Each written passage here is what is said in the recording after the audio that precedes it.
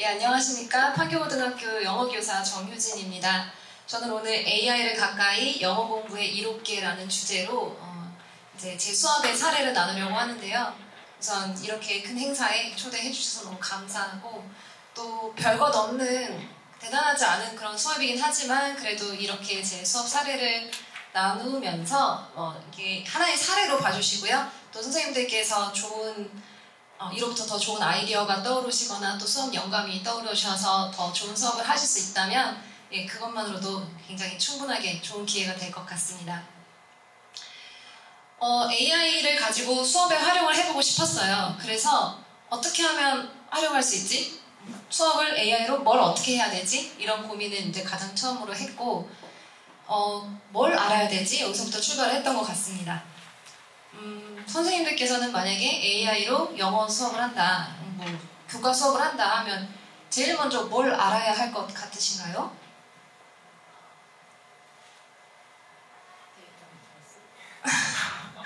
네, 데이터 리터시 정말 중요하죠.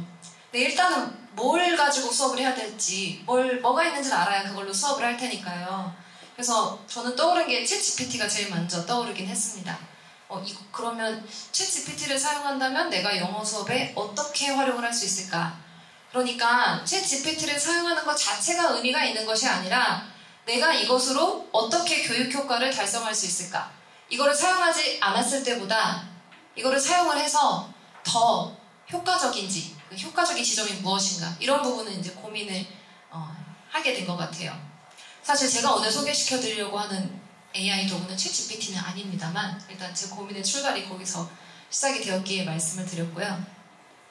그리고 나서 그럼 이제 뭘로 할 수 있지? 어떤 수업을 어떻게 해서 교육적 효과를 높일 수 있지? 이런 고민을 하고 또 이제 영어 교사로서는 AI로 어떤 도움을 받을 수 있는가 이제 생각을 해봤는데 크게 두 가지가 떠오르더라고요.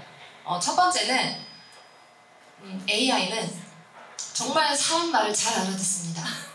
그리고 사람처럼 말을 합니다.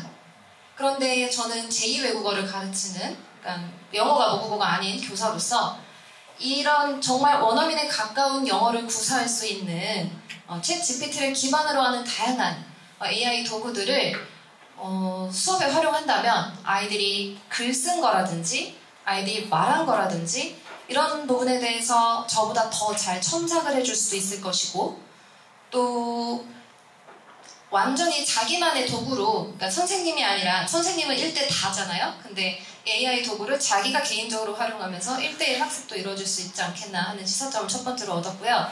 두 번째로 생각했던 건 뭐냐면 방금 말씀드렸던 거랑 좀 비슷한데 개인 탐구용으로 이 AI를 활용할 수 있겠다. 그러니까 자기가 궁금한 것들을 마음껏 물어볼 수 있는 상태가 AI가 될 테니까요. 제가 질문하고 싶은 게 또 있었어요. 선생님들께서는 혹시 뭐든지 물어볼 수 있는 대상이 주변에 몇 명이나 있으신가요? 아니, 있으신가요? 제가 어렸을 때는 다 엄마한테 물어봤거든요. 근데 이제 나이가 들고 나니까 엄마가 해줄 수 있는 대답은 좀 한계가 있는 것 같아요. 네, 그리고 저는 주로 물어보고 싶은 게 이제 영어가 모국어가 아니다 보니까 이런 표현 자연스러운가? 이렇게 쓰는 거 맞나? 그리고 여기서 왜 이런 말을 썼지? 이 맥락에서 이게 의미하는 바가 뭔가? 이런 걸 궁금해할 때가 많아요. 다른 말로 표현하면 어떻게 해야 될까? 다른 예시를 좀 들어줄래? 이런 질문을 하고 싶은데 물어보고 싶은 걸 마음껏 물어보고 시간과 장소에 구애받지 않고 물어보고 내가 물어보고 싶은 거를 꼬리에 꼬리를 물고 질문을 하고 이렇게 해도 기분 나빠하지 않으면서 정말 친절하게 다 대답해주는 것은 AI밖에 없다라는 생각을 합니다. 그래서 이 두 가지 제가 시사점으로 이제 1학기 때는 AI 활용 글쓰기 평가를 진행을 했었고요. AI가 첨삭을 해주는 그런 식의 수업 활동이었어요. 두 번째로는 이제 제가 소개시켜드리려고 하는 건데 AI 활용 탐구 발표였습니다. 근데 제가 사용한 거는 이제 드디어 슬라이드를 넘길게요. 제가 사용한 거는 이 헬로 히스토리라는 어플리케이션입니다. 이런 게 있어, 이렇게 재밌는 게 있어 라는 이야기를 제가 한 2월쯤에 들었고 그리고 이 수행평가를 한 거는 9월이었어요. 그러니까 저는 이 도구를 알고 나서 이걸로 뭘 해봐야 되겠다 하면서 접근을 한 게 아닙니다. 보통 챗GPT면 GPT, 뭐면 이걸로 어떤 수업을 디자인해볼까? 도구에서 출발을 하기가 쉬운데 사실 정말 중요한 것은 도구가 아니고 내가 하려는 수업에서 이걸 사용했을 때 어떤 효과가 있을 수 있는가, 교육적 효과를 꼭 고민을 해봐야 된다는 거예요. 테크가 중심이 되면 안 되니까요. 네, 저는 이제 항상 언제와 같이 교과서를 이제 들여다보면서 이번 학기에는 어떤 평가를 할까, 이런 텍스트는 어떻게 해야 아이들이 더 잘 이해할까, 어떤 부가자료를 준비할까, 학습지는 어떻게 구성할까, 막 이런 고민을 하다가 이제 이런 교과서에 저희 교과서에 이런 내용이 있었어요. 뭐냐면 왕이 어떤 훌륭한 왕이 되고 싶어가지고 3가지 질문이 있었다고 합니다. 근데 그 3가지 질문에 대한 답을 산속에 사는 은둔자, 현명한 은둔자에게 구한다라는 그런 내용의 톨스토이의 단편을 기반으로 한 이제 교과서 본문이 있었어요. 이 본문을 읽고 나서 그 뒷부분에 학습 활동으로 제시된 것 중에 그러니까 여러분이 산속에 있는 은둔자를 만난다면 어떤 질문을 하고 싶으신가요? 이런 게 있었고요. 그리고 그 질문을 3가지 의문문으로 적어보는 활동이 있었습니다. 그리고 친구랑 한번 나눠보세요. 네. 이거를 보고 그때 들었던 이 도구가 떠오른 거예요. 이걸로 하면 좋겠다. 산속의 은둔자 누군지도 모르는데 그 사람한테 질문하지 말고 직접 대상을 정해서 역사 속의 유명한 인물들과 대화를 나눈다라는 가정하에 이 사람들한테 어떤 현명한 의견을 구하는 그런 질문을 한번 하게 해보자. 그리고 또 하나는 그냥 질문 쓰라 그러면 정말 쓸데없는 질문들을 많이 할 것 같은 불길한 예감이 들었습니다. 그래서 학업에 관련한 궁금증이나 아니면 진로에 관련한 궁금증, 여러분의 지적 호기심이 충분히 드러날 수 있는 그런 질문을 만들어라 라고 제가 가이드를 주었습니다. 그래야 이제 세부능력 특기사항 적을 때에도 좀 뭔가 있어 보이는 그럴듯한 세부능력 특기사항을 적을 수가 있으니까요. 그래서 이 앱을 소개시켜 드리자면 요거는 데이터를 이제 이런 인물들이 워낙에 유명하고 이런 인물들에 대한 데이터가 워낙에 많다 보니까 AI가 그 데이터를 학습을 하고 그거에 이 사람들이 할 법한 말로 대답을 해주는 채팅 도구입니다. 그러니까 결국에는 챗 GPT와 같은 그런 엔진을 쓰기는 하는데 학습한 내용을 바탕으로 그 사람이 말할 것만 같은 그런 대화를 진행을 해줘요. 그리고 또 좋은 점은 이 좋은 점 얘기하기 전에 예를 들어보면 제가 한번 테스트를 해봤어요. 저는 이제 5살짜리 딸을 키우고 있는데요. 어떻게 하면 좋은 엄마가 될 수 있어? 라는 이 질문을 일단 산타클로스한테 한번 해봤더니 호호호 이러면서 대답을 해줘요. 아이를 즐겁게 해줘라 이런 취지의 답을 해줬고, 아리스토텔레스한테 질문을 해보니 아이의 본성을 잘 파악한 다음에 그 본성에 맞게 대우를 해줘라 이런 취지의 답을 해줬고, 예수 그리스도에게 물어봤더니 사랑을 해줘라 이런 취지의 답변을 해주더랍니다.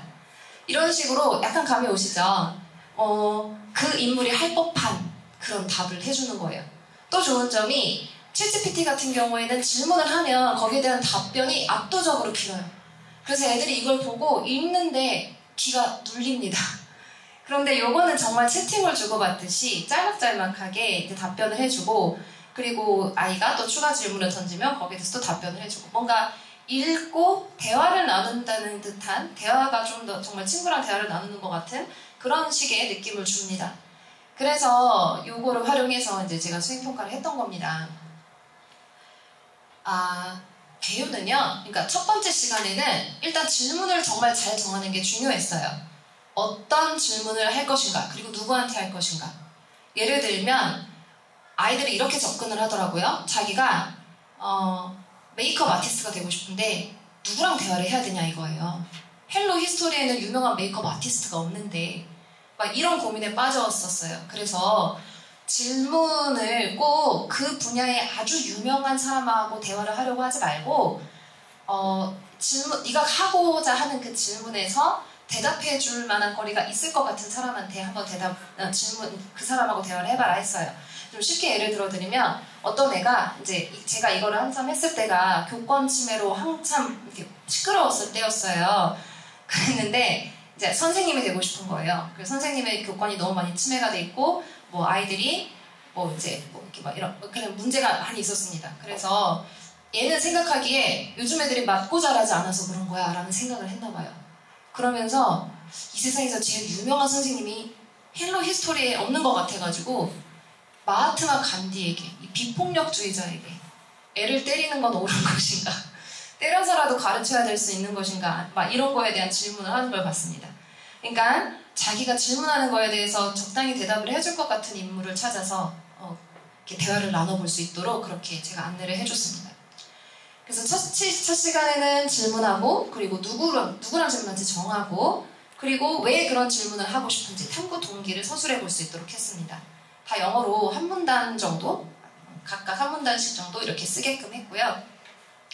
그 다음에 두 번째 시간에는 그 질문을 바탕으로 대화를 나눠보게 했습니다. 영어로요. 직접 채팅을 하는 시간이었고요. 충분한 시간을 줬습니다. 그 다음에 세 번째 시간에는 그 채팅한 내용을 다시 한번 쭉 읽어보면서 그 대화를 통해서 내가 얻은 시사점, 나의 생각의 변화, 나의 깨달음, 몰랐던 거, 새롭게 알게 된 거, 이런 것들을 정리해서 발표 대본으로 구성해 볼 수 있게끔 했습니다. 그리고 네 번째 시간과 다섯 번째 시간에 발표를 했던 것입니다.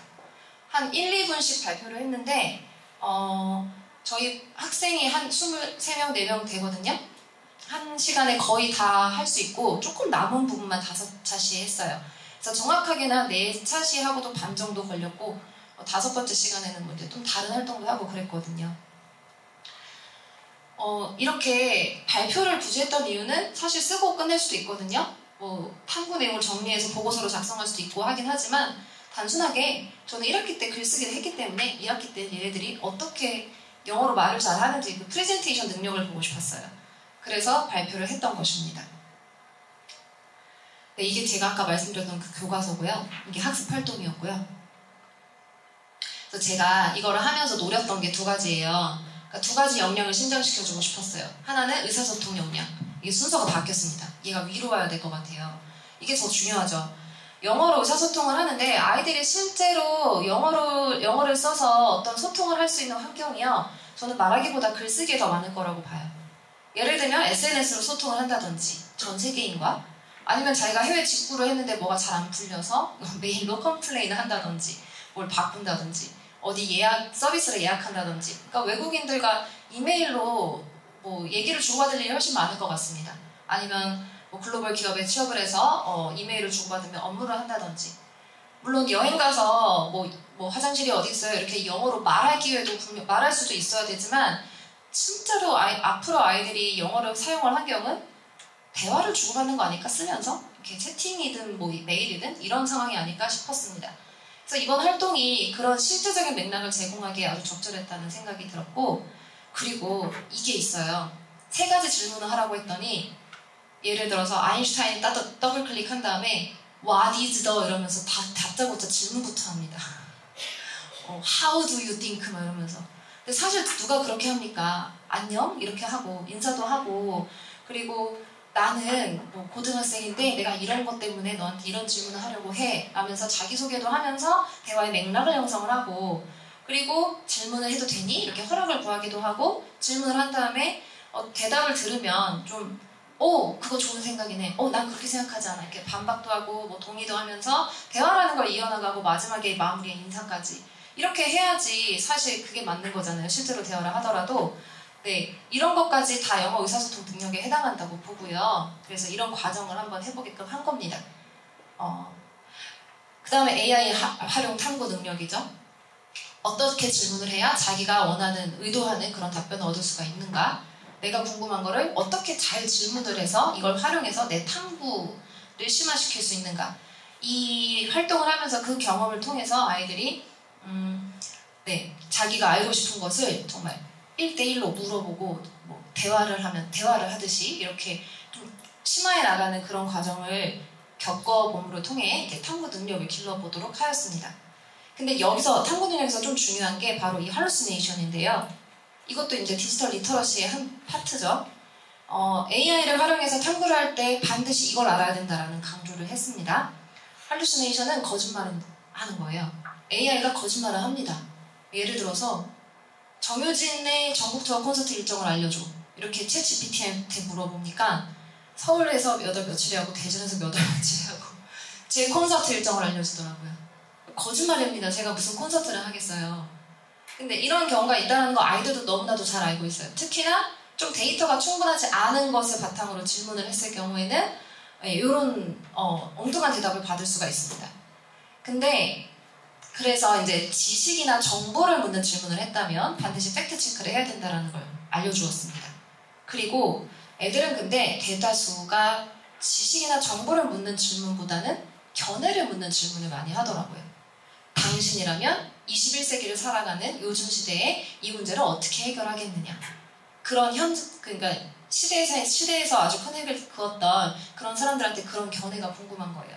당신은 그런 업적을 남길 때 그때 어떤 기분이었나 라든지, 당신이라면 지금 그때 했던 연구를 요즘 같은, 그러니까 뭐 예를 들어서 오펜하이머 같은 경우에 그 사람의 연구로 뭐 수소폭탄이 만들어졌는데 그거 후회하느냐, 뭐 이런 식의 견해를 묻는 질문을 주로 하더랍니다. 근데 저는 진짜로 그 사람하고 대화를 하는지는 정말 그게 오펜하이머의 대답인지는 중요하지 않은 것 같아요. 일단 이 헬로히스토리라는 앱이 교육 앱이라서요, 부적절한 대답은 해주지가 않습니다. 근데 그럼에도 불구하고 충분히 아이들의 시사점을 얻을 수 있을 만한 그런 내용의 답변을 해줍니다. 그래서 자기의 생각을 덧붙여서 조금 몰랐던 것을 알게 되거나 아니면 자기 생각을 조금 더 강화하고 지식을 확장하는, 지식이라기보다는 견해를 확장하는 그런 정도로는 충분히 대화를 주고받을 수가 있거든요. 그리고 AI에 할루시네이션이 있다고 하니까 왠지 좀 믿음직스럽지가 않잖아요. 근데 AI는 계속해서 배웁니다. 맨날 배워요. 제가 정효진의 전국 투어 콘서트를 9월에 물어봤을 때 대답을 해주더니 11월에 물어보니까 정효진이라는 사람을 모른대요. 알려줄 수가 없다고 그렇게 얘기를 하더라고요.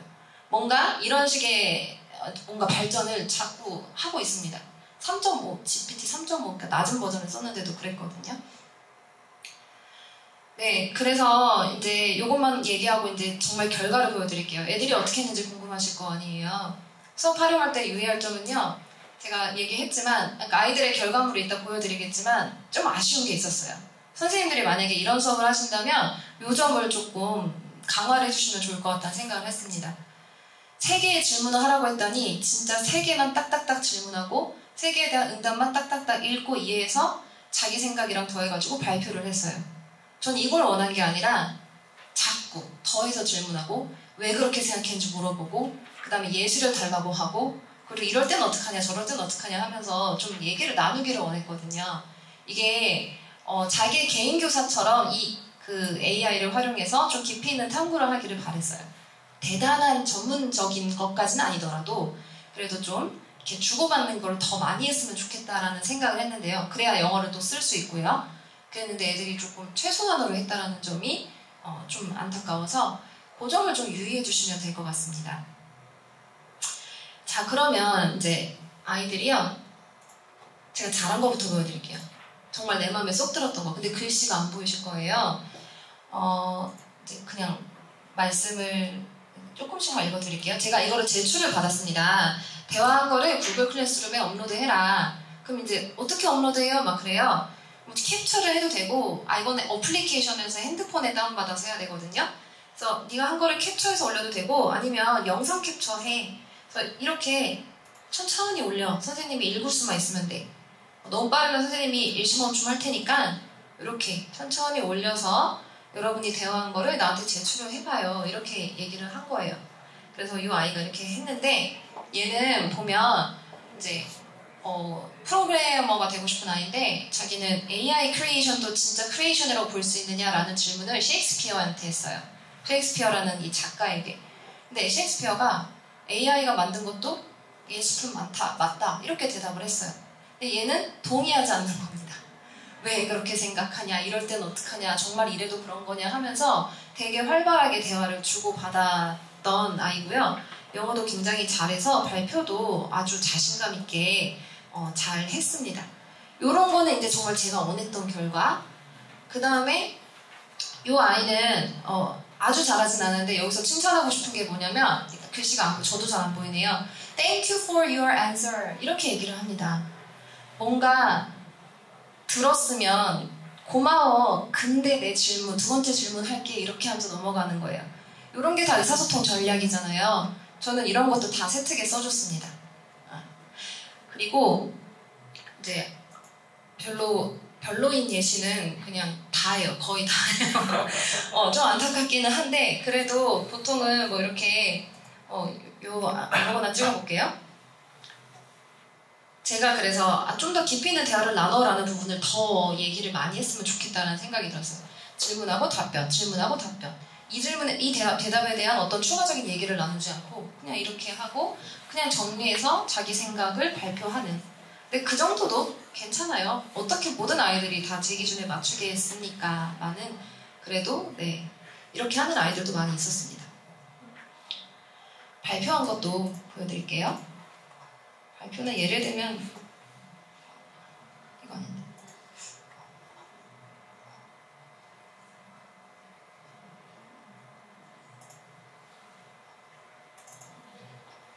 잘하는 애들은 언제나 잘합니다. 뭘 시켜도 잘해서.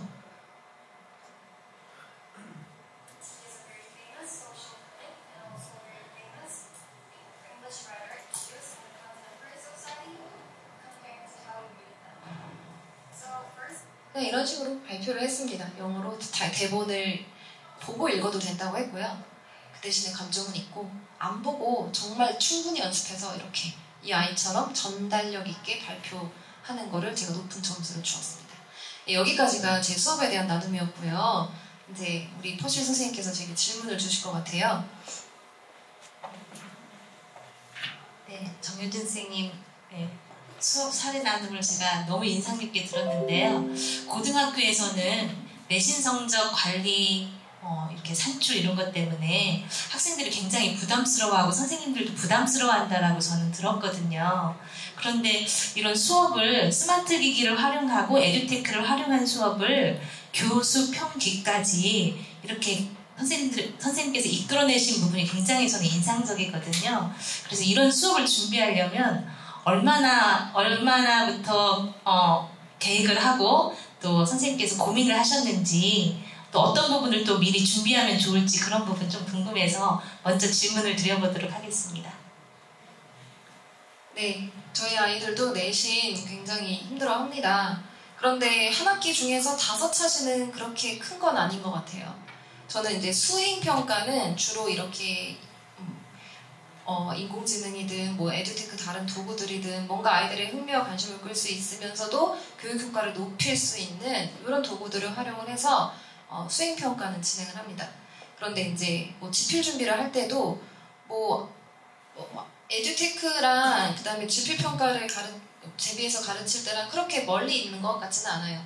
동기를 유발할 때 쓸 수도 있는 것이고 아니면 뭐 효과적으로 아이들의 의견을 모을 때 쓸 수도 있는 것이고 아이들이 제가 일방적으로 설명하면 다 받아듣고 다 알아듣는 것 같지만 많이들 아시겠지만 강의식 수업이라는 것이 그렇게 아이들에게 파지 효과가 높지 않잖아요. 좀 참여시키는 편이에요. 참여시키고 역할 분담해서 같이 뭔가를 학습 과제를 해결하게 하고 그럴 때 에듀테크를 저도 매시간 활용하는 건 아니고요. 가끔씩 효과를 높일 수만 있다면 좀 도입을 하는 그런 경향이 있습니다. 제가 처음에도 말씀드렸지만 이러한 교수 편기까지 계획을 할 때는요 꼭 테크가 중심이 아니라 이걸로 어떻게 내가 하려는 거를 더 잘할 수 있나 이게 어떤 효과가 있나 이런 거를 고민을 하고 전체적인 차시 계획까지 하면 도움이 되실 것 같습니다. 답변 감사드립니다. 혹시 정효진 선생님의 수업 사례 나눔을 들으시면서 이거 꼭 질문하고 싶다 하시는 분이 계시면 질문해 주시면 감사하겠습니다. 혹시 있으실까요? 네, 저희가 이렇게 만날 기회가 많지 않기 때문에 네, 이 시간에 꼭 질문을 해주셔야 되거든요. 제가 질문할게요. 네. 아니 마이크 괜찮아요. 그러면 아이들이 그 수업 시간에 휴대폰으로 아까 히스토리? 네. 네. 거기 앱에 접속해서 그런 걸 다 진행했던 거죠? 네. 그 시간 때? 네. 알겠습니다. 네. 애들이 하면서 선생님한테 잘 안 돼가지고 막 물어봤을 텐데 선생님이 일일이 알려주기 좀 어려웠을 것 같은데 어떠셨어요? 사실 고등학생은 그런 어려움이 조금 적습니다. 앱 다운받고 그 다음에 이렇게 하는 거라는 거 보여주면 하면 그걸 못해서 못하는 아이들은 없었어요. 근데 요거 하나 제가 말씀 안 드린 게 있는데 헬로 히스토리는 20번까지만 무료로 얘기할 수 있어요. 내가 얘기하는 게 20번만. 근데 더 대화를 하고 싶을 수 있잖아요. 그런 경우를 위해서 헬로 히스토리 말고 다른 비슷한 기능을 제공하는 그런 도구들이 있거든요. 그거를 한 2개 더 소개시켜준 다음에 그 중에 아무거나 네 좋은 거를 써. 그런 얘기를 해줬습니다. 그리고 헬로 히스토리는 역사 속 인물만 하는데 다른 제가 소개시켜준 그 2가지는 현재 살아있는 인물들, 예를 들면 크리스토퍼 호날두라든지 뭐 일론 머스크라든지 워낙에 그런 사람들에 대한 데이터가 많으니까요. 이런 걸 학습해서 그 사람처럼 대화해주는 그런 것들도 있었어요. 그래서 셋 중에 좀 선택권을 주었습니다.